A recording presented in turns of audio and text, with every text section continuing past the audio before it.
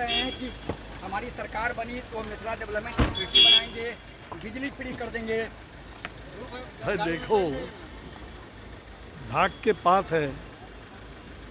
अब वो विदेश में जा कर के और अच्छा आराम करे। आराम का वक्त आया है।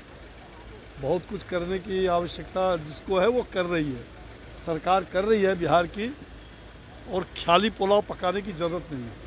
सर, आपका राजनीतिक अनुभव बहुत लंबा रहा है, आप कई विभाग के मंत्री भी रहे हैं।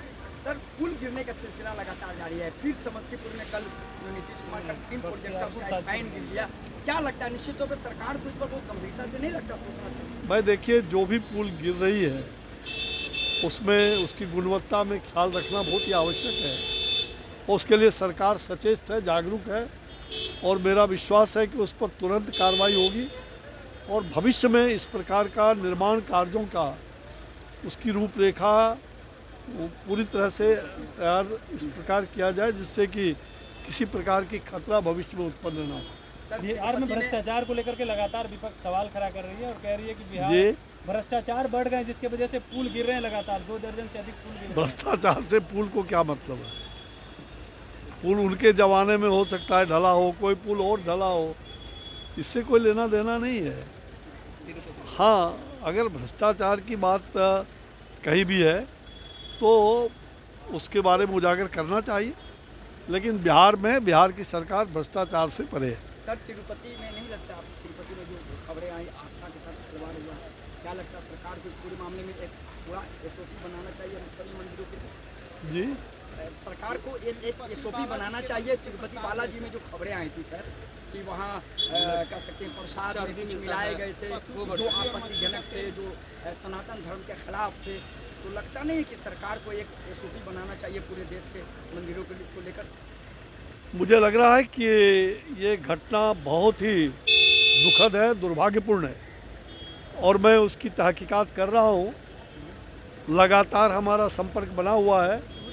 ये सनातन धर्मावलंबियों पर बहुत बड़ा कुठाराघात है, और मुझे लगता है कि आज इतनी बड़ी बात हुई है, वहाँ की जो सरकार है आंध्र की, उनको अविलंब इस पर कठोर कार्रवाई जांचोपरांत करनी चाहिए, और जो भी दोषी हों, जो भी गुनाहगार हों, उनको अविलंब सज़ा देनी चाहिए। हम और भी तहकीकात करके सनातन धर्मावलंबियों का अपमान नहीं सहेगा हिंदुस्तान। बिहार में अमेरिका के दौरे पर थे राहुल गांधी, और कहा गया कि आरक्षण खत्म करने की बात कही। उन्होंने सिख धर्म के खिलाफ आपत्तिजनक बयान किए। मुझे लगता है कि जाति, धर्म और संप्रदाय के बारे में